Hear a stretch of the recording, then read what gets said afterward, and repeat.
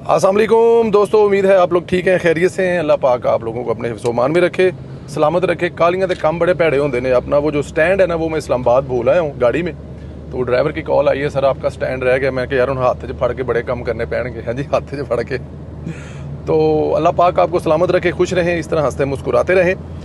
इस्लामाबाद से लाहौर आ गए हैं जी। इस्लामाबाद में बाकी बहुत सारे दोस्तों की तरह एक लग रहा था कि इस्लामाबाद में अब कुछ नज़र नहीं आ रहा था कि अगले 2 दिन बाद, 3 दिन बाद या 4 दिन बाद, या अल्लाह करे आज शाम को हमारे मेहमान जो है मुअज़्ज़ज़ वो तशरीफ़ ले आए। लेकिन क्योंकि हम लाहौर के हैं, माँ जी लाहौर ने, और वहाँ पे बैठ के लाहौर ना पहुँचे, माँ जी से दुआएं ना लें, उनके साथ नाश्ता ना करें, तो ये दिल में वो बड़ी एक थी। तो इसलिए रातों रात मैं और अज़हर भाई लाहौर पहुँचे हैं, और अभी लाहौर में कुछ काम सुबह सुबह वो करने शुरू कर दिए हैं। साथ साथ में जो आपसे मुलाकात है वो तो ऑलवेज़ होनी होती है। पाकिस्तान ने देखा जाए तो कोशिश की है कि दुनिया को एक दफ़ा फिर जो ये आग है उससे बचा सके। जंगबंदी की जो मुद्दत ख़त्म हो रही थी, बहुत सारी ऐसी बातें आ रही थी कि ट्रंप जो है उसका कोई एतबार नहीं है, क्या करने जा रहा है। बट अल्हम्दुलिल्लाह आखिरी वक्त में वज़ीर-ए-आज़म पाकिस्तान मियां मोहम्मद शहबाज शरीफ साहब और फील्ड मार्शल आसिम मुनीर साहब की कोशिशों की वजह से ट्रंप ने जंग में तुसीबंदी कर दी है। अमरीकी सदर डोनाल्ड ट्रंप ने शहबाज शरीफ साहब और फील्ड मार्शल की दरख्वास्त पर ईरान पर हमला करने से वो जो उनकी डेडलाइन थी उसको एक्सटेंड कर दिया।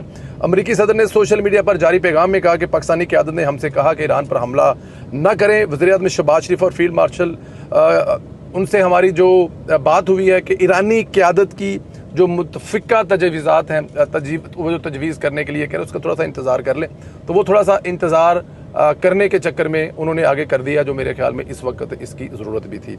अमरीकी सदर ने कहा है कि जंगबंदी में तब तक तोसी कर रहे हैं जब तक बातचीत का मुकम्मल जो अमल है वो नहीं हो पाता, इसलिए जंगबंदी में इस वक्त तोसी है जब तक ईरान की जानिब से तजावीज़ पेश नहीं की जाती। सदर ट्रंप ने बताया, उन्होंने अपनी फ़ौज को हदायत की है कि नाकाबंदी जारी रखें, हर लिहाज से तैयार रहें।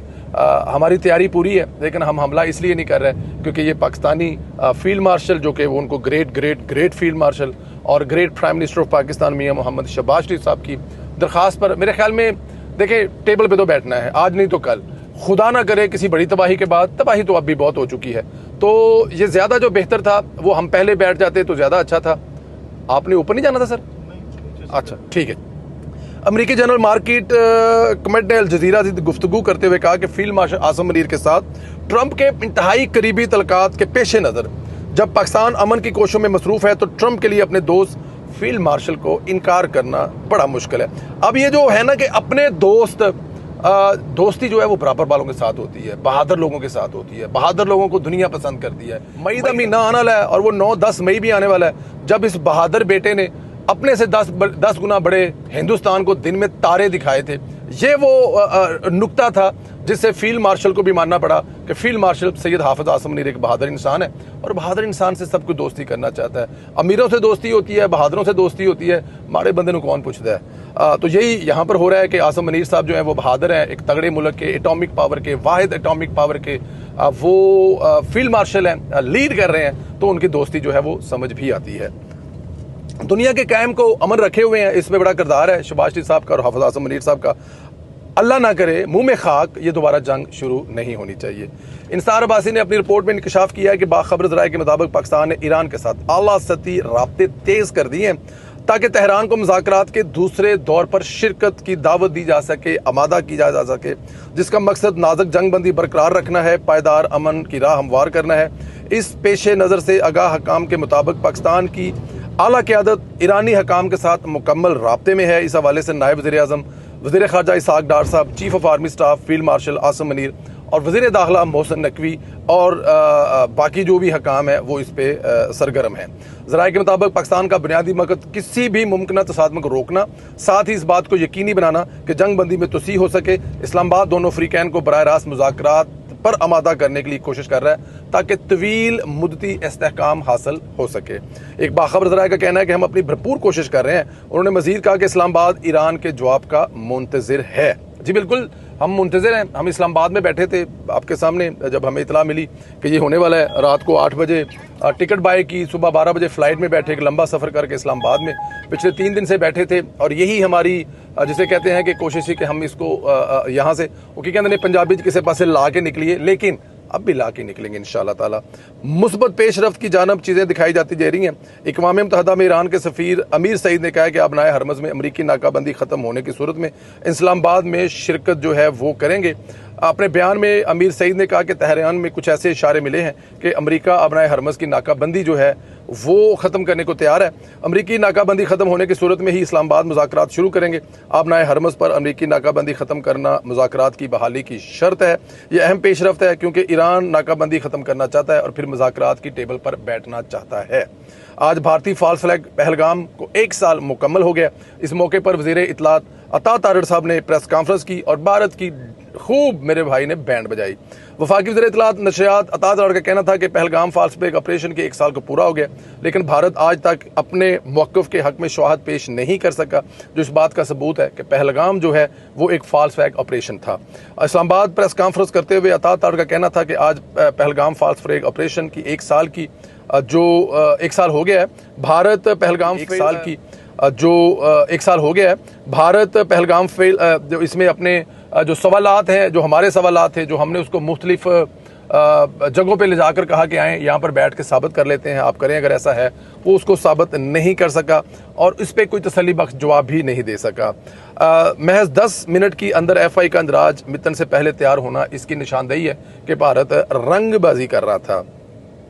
उन्होंने कहा कि आलमी मीडिया, भारत, सिविल सोसाइटी, सियासतदान, थिंक टैंक्स ने भी पहलगाम वाक़े पर संजीदा सवालात उठाए, जबकि भारतीय मीडिया के पास कोई ठोस शवाहद और काबिल एतबार जो सबूत है वो नहीं थे। भारतीय मीडिया महज मन घड़त बयानिए को फ़रोग दे रहा है। भारतीय मीडिया अपने प्रोपेगेंडा को सपोर्ट कर रहा है और इसमें कोई ऐसी चीज़ पेश नहीं कर सका। इनका कहना था कि भारत को मार का हक के दौरान ऑपरेशन बनियान मरसूस में मुंह की खाना पड़ी। भारत को मार का हक की तरह दहशतगर्दी की पॉलिसी पर भी नाकामी का सामना करना पड़ा। यही वजह है कि भारत आज तक इस मामले में कोई मौसर बयानिया नहीं दे सका। पाकिस्तान खुद मुख्तारी पर कोई समझौता नहीं करता और भारत को किसी भी मोहमजाई पर जवाब देने के लिए 24 घंटे तैयार है। 1 साल हो गया है। 1 साल पहले इस कौम ने एक जंग लड़ी थी, वो जंग जिसकी मैंने और आपने गवाही दी। हमारे बुजुर्ग हमें 71 की, 65 की, 48 की जंगों के किस्से कहानियां तो सुनाते थे, लेकिन वो किस्से कहानियां थे हमने देखी नहीं थी।